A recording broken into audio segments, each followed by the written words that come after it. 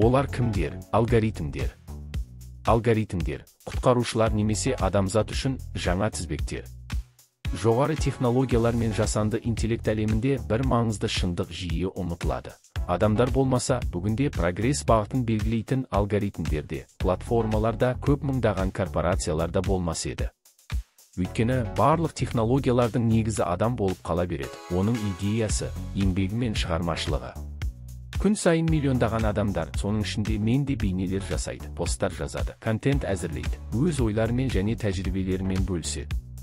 Мұның бәрі үлкен жүйенің бір бөлігіне айналады. Онда әрбір үлес қаншалықты аз болса да маңызды. Бұл әрекеттер кірістің өсуін қамтамасыз ететін шертулерге, ұнатуларға және көріністерге айналады.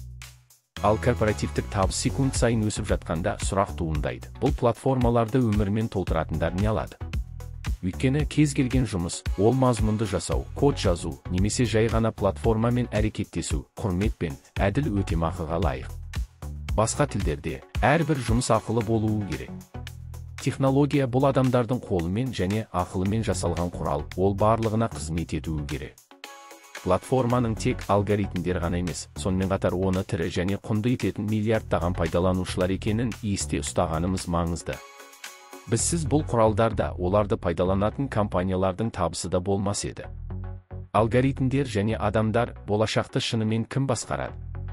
Қазіргі әлемде технология өміріміздің ажырамас бөлігіне айналуда. Әлеуметтік желілер, бейне платформалар және басқа да цифрлық кеңістіктер біздің шешімдерімізді, қалауларымызды және тіпті жұмыс әрекеттерімізді көбірек басқарады. Бірақ бұл жүйені кім қолдайды? Адамдар, олар мазмұнды жасайтын, платформалармен әрекеттесетін және тұрақты деректер ағыны мен алгоритмдерді қамтамасыз ететіндер. Дегенмен сұрақ туындайды. Бұл жүйеде адамдардың нақты рөлі қандай және оларды алгоритмдердің қазіргі заманғы құлдары деп атауға бола ма? Жалақсыз жұмыс, цифрлық дәуірдің парадоксы. Күн сайын бүкіл әлем бойынша миллиондаған адамдар жазбалар жариялайды, бейнелер жасайды, пікірлер жазады, контент жасайды. Бұл жұмыс көбіне ақысыз қалады. Адамдар миллиондаған адамдар көретін материалды жасау үшін бірнеше сағат жұмыс істейді, бірақ жасаушылардың өздері өте сирек алады. Неліктен бұл? Бір, алгоритмдер танымалдылықты анықтайды. Мазмұнның аз ғана бөлігі вирусқа айналады және табыс әкеледі, ал қалғандары платформаның жұмысын жалғастырады. 2. Монетизация барлығына қол жетімді емес. Көптеген платформаларда табыс табуды бастау үшін жазылушылардың ең аз саны немесе көріністер сияқты қатаң талаптар бар.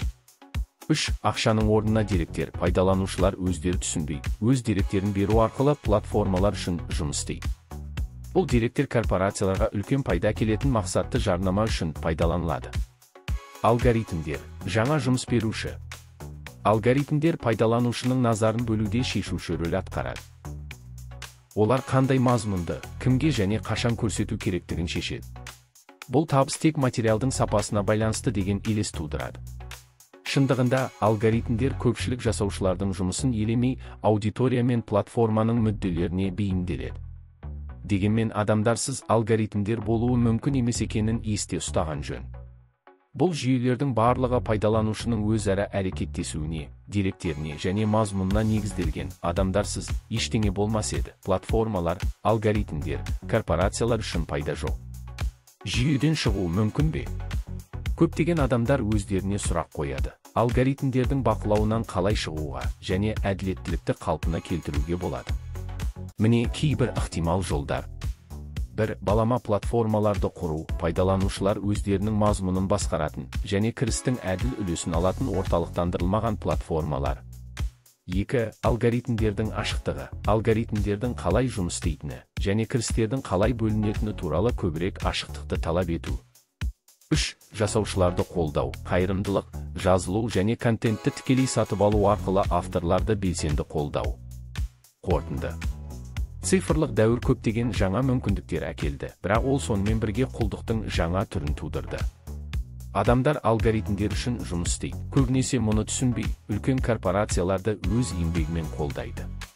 Мұны өзгерту мүмкін, бірақ ол хабардар болуды және ұжымдық әрекетті қажет етеді. Сонда ғана технология керісінше емес, адамдарға қызмет ететін құралға айнала алады.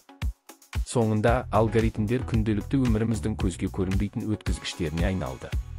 Олар бізге не көруге, не оқуға, тіпті кейде не ойлау керектігін айтады. Бір қарағанда бұл ыңғайлы ақпарат бізге өздігінен келеді.